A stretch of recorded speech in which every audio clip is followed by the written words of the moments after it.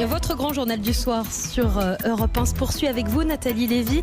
Et avec cette question ce soir, faut-il lancer le second tour des municipales dans les zones vertes et attendre pour les zones rouges? Avec vous pour en parler, le président de la région Normandie. Vous recevez Hervé Morin. Bonsoir Hervé Morin. Bonsoir. Merci d'être à mes côtés ce soir sur Europe 1. Vous avez été très en pointe, vous, pour un déconfinement régional dès le départ. Désormais, vous demandez l'organisation du second tour des municipales en deux dates, selon si l'on est en zone rouge ou en zone verte. On voit bien que c'est tout un pataquès. On parle déjà à l'heure actuelle de deux dates et jusqu'à janvier 2021.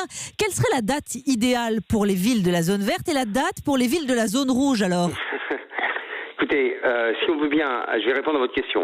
Si on veut bien simplement résumer le sujet, il y a bien sûr un enjeu de santé.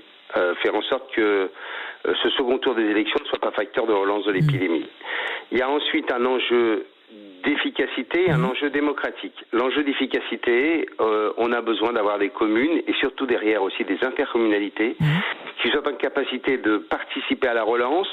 Vous prenez le secteur du BTP par exemple, ils vous disent il faut que ces élections municipales aient lieu le plus tôt possible pour que les maires, les nouveaux maires, les nouvelles équipes municipales puissent lancer des marchés. Bien sûr, sinon tout est sur pause. Là-dessus, on est tous d'accord. Il y a aussi la préparation de la rentrée scolaire de septembre, où on voit qu'on va être probablement encore sous le régime coronavirus, c'est-à-dire avec une scolarité qui est inventée. Tout à fait. Et puis ensuite, il y a un enjeu démocratique qui est celui de la sincérité du scrutin. On a bien vu que l'annonce d'Édouard Philippe la veille du scrutin a provoqué une abstention absolument importante, notamment dans certaines catégories de population. Je pense par exemple aux personnes âgées. Et donc, en clair, il faut que cette élection, les gens qui aient envie d'aller voter aillent voter et ne restent pas chez eux, chez elles, parce qu'elles ont peur. Mais dans la pratique, Hervé Morin, ça semble quand même un peu compliqué. Avec des dates que vous avez envisagées ? Arrêtons d'avoir une réflexion encore jacobine et essayons de réfléchir à des élections qui sont des élections locales. Quand il s'agit, là je vous parle de ma commune en Normandie, quand il s'agit d'élire 2 conseillers municipaux ou 3 conseillers municipaux dans un second tour, dans une commune de 1000, 2000 ou 3000 habitants, dans une région dans laquelle le virus ne circule quasiment plus, je ne vois pas pourquoi on ne ferait pas les élections immédiatement, c'est-à-dire à la fin juin, comme le gouvernement le préconise. D'accord, et pour les zones rouges alors ?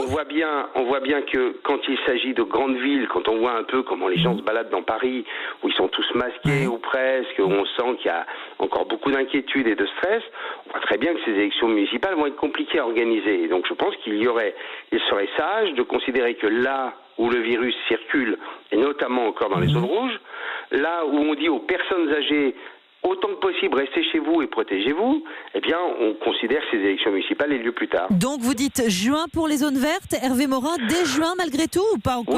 Oui, non, mais, dès juin pour les zones vertes et rouges alors? Non mais rouge. Je discutais avec il y a 8 jours avec les infectiologues des CHU de Caen et de Rouen.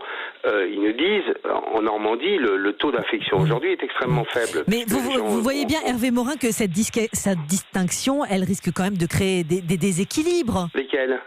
D'après vous, je veux dire, il y a des maires qui vont se retrouver coincés parce que eux seront sur pause, ils ne pourront pas engager certains chantiers parce qu'ils seront toujours pas élus, et d'autres qui pourront enclencher. Ce sont des élections locales. Donc en clair, l'enjeu il n'est pas national, il est d'élire une équipe, mais une équipe qui repose sur un scrutin qui a été sincère et où la participation a été suffisante et correcte et où la participation permet réellement de dégager des majorités qui sont celles qui étaient souhaitées par la volonté. Vous avez eu un retour de l'exécutif sur cette proposition, sur cette suggestion ? Écoutez, hier Philippe Vigier était à Matignon et a évoqué cette question. Le Premier ministre a répondu, on peut espérer que tout le monde sera en zone verte au mois de juin, fin juin. Bien, tant mieux. Mais clairement, on voit mal comment on pourrait avoir des élections municipales dans des zones où très clairement une partie de la population est encore très inquiète et ne se rendra pas dans l'isoloir. Comment vous réagissez sur une date évoquée, celle du janvier 2021? Ça paraît quand même très loin pour les zones rouges. Alors si on part de votre postulat... Écoutez, très clairement, se dire si on ne le fait pas fin juin, on devrait pouvoir le faire début septembre. Non, à cause de la rentrée scolaire, entre autres, a dit Édouard Philippe, avec énormément de choses, énormément de contraintes du point de vue parlementaire, entre autres la loi de finances, etc. Et puis surtout le sujet c'est, est-on en capacité d'organiser un scrutin qui permet de respecter la volonté des habitants d'une ville, c'est-à-dire d'élire ceux qui l'auraient été avec une participation qui est celle de toutes celles et tous ceux qui ont envie d'aller voter et qui ont envie de désigner leur maire et leur équipe municipale. Là, en région Normandie, les communes disent oui, disent allons-y, on est dans le vert et on y va. Est-ce que autour de vous, dans la région Normandie, les communes de la région disent allons-y, nous on est dans le vert et on est prêt à tout mettre en place pour y aller? Très franchement, les dispositions qui ont été adoptées, d'ailleurs à notre demande, à la demande des collectivités locales, permettant aux exécutifs de continuer à travailler pour le moment, ça marche. Mais vous voyez bien que dès la fin juin, il va nous falloir prendre toute une série de décisions. Les collectivités locales vont avoir des ressources en très forte baisse, des dépenses supplémentaires liées au coronavirus, et donc on aura des arbitrages à faire. Et ces arbitrages, ils ne peuvent être effectués que par des équipes municipales ou des équipes intercommunales qui sont issues des urnes et qui ont la légitimité démocratique pour le faire. Et donc, très clairement, en Normandie, il n'y a aucune raison de ne pas organiser des élections. Alors, il y a un autre aspect chez vous, en Normandie, justement, ce sont les plages, évidemment, des kilomètres de plages, Hervé Morin. Vous les connaissez, je crois, un peu, non, les plages de Normandie. Un petit peu, et on les apprécie, évidemment, comme nombre de Parisiens qui ont dû se précipiter depuis hier soir chez vous. Est-ce que, clairement, vous avez été envahis, en quelque sorte, depuis hier soir ? Comme je me doutais de votre question, j'ai appelé 3 maires qui sont les maires un maire en Seine-Maritime, l'un dans le Calvados, Cabourg, et le 3e dans la Manche, Carole. Et les 3 me disent que ça se passe extrêmement bien. Globalement, tout le monde respecte les règles. Certes, parfois, il y a quelques personnes avec des enfants qui mettent une serviette sur la plage et qui jouent un peu et qui font des châteaux de sable. Et est-ce qu'il y a une tolérance pour eux ? Est-ce qu'il y a une tolérance ? Dites-moi juste, est-ce qu'il y a une tolérance, Hervé Morin, pour ces familles qui se posent quelques minutes sur la plage avec un seau ?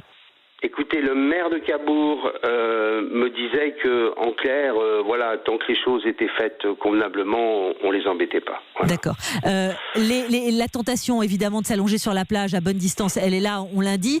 Les parcs et jardins en zone verte, ils ont pu rouvrir. Vous avez vu, sans doute, Hervé Morin, parce que vous faites les allers-retours entre Paris et la Normandie, qu'à Paris, on est obligé de se presser sur les esplanades ou sur les bords de Seine. Qu'est-ce que vous dites de cette espèce de 2 poids 2 mesures ? Et c'est pour ça que j'ai plaidé très largement l'ouverture des plages quand le gouvernement avait l'intention de laisser les plages fermées. Je disais, mais pourquoi les plages seraient fermées alors que ce sont des espaces immenses, alors on va avoir toute une série de lieux publics qui, notamment en région parisienne, vont être très rapidement envahis. Et c'est exactement ce à quoi ce qu'on a pu constater quand on voyait le monde qu'il pouvait y avoir, par exemple, sur l'esplanade des Invalides hier soir, par exemple. Donc en clair, que les espaces publics les plus fréquentés soient au bout du compte utilisés par nos compatriotes, ça me paraît, dans la logique des choses. Les gens ont envie de sortir, les gens ont envie de bouger. La seule chose, c'est qu'il faut le faire. Il faut le faire en respectant les règles. De manière encadrée, donc. Voilà. Merci beaucoup, Hervé Morin, d'avoir répondu ce soir à mes questions sur Europe 1. Merci à vous.